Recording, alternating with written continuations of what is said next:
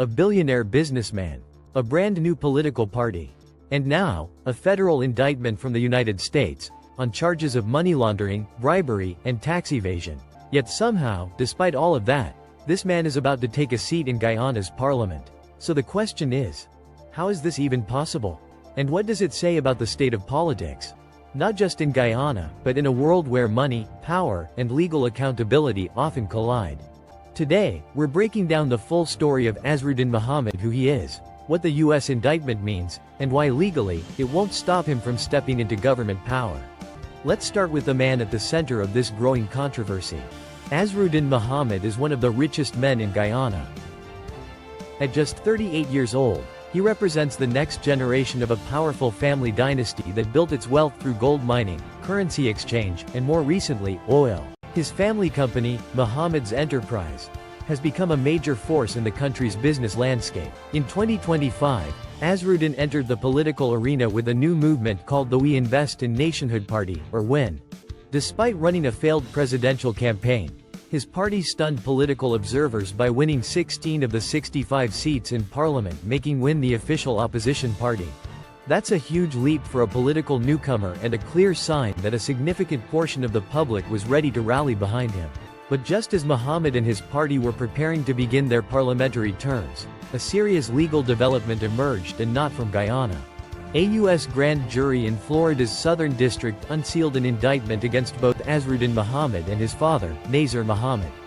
The charges include 11 counts of serious financial crimes, money laundering, bribery, tax evasion, wire fraud, and mail fraud. According to U.S. federal prosecutors, the case involves complex international financial transactions that span several years. The indictment accuses the Mohammed family of using their business network to engage in illicit financial activities, though the full details are still emerging. The news sent shockwaves through both Guyana's business and political circles. But here's the thing, legally speaking, the indictment doesn't stop Mohammed from taking office. That's because the charges come from a foreign jurisdiction, the United States, and not from Guyanese authorities. Unless a conviction is recognized by Guyana's courts or local charges are filed, he remains free to hold office under the country's constitution. In short, as far as Guyana's legal system is concerned, Azruddin Mohammed is still eligible to serve as a member of parliament. And that's exactly where the controversy begins. Critics argue that the optics are disastrous, that a man accused of financial crimes abroad shouldn't be sitting in the same chamber meant to uphold integrity and accountability. Others, however, claim the U.S. case is politically motivated, part of a broader pattern where Washington targets powerful figures from developing nations who resist American influence.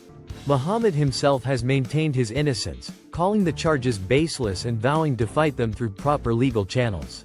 But this story isn't just about one man. It highlights a much deeper issue that many countries face.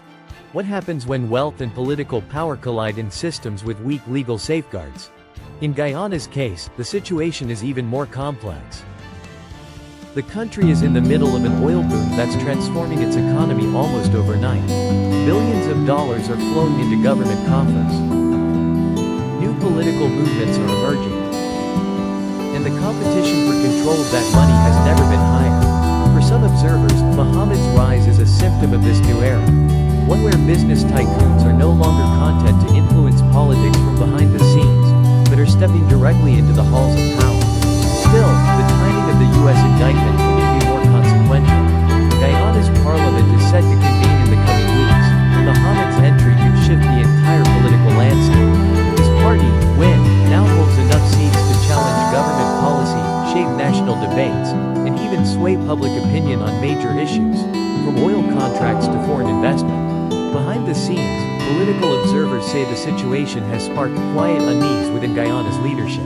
Some analysts believe Mohammed's legal troubles could cast a shadow over parliament's credibility, especially as the country tries to project stability on the global stage.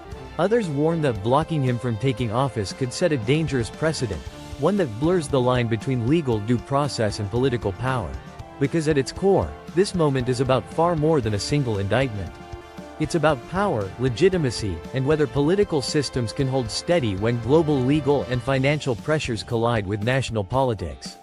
For Guyana, a small nation suddenly transformed by oil wealth, The outcome of this situation could shape how its democracy manages the balance between money, law, and political influence for years to come. As Azruddin Muhammad prepares to take his seat in parliament, one thing is certain: the world will be watching. Will his presence reshape Guyana's political landscape?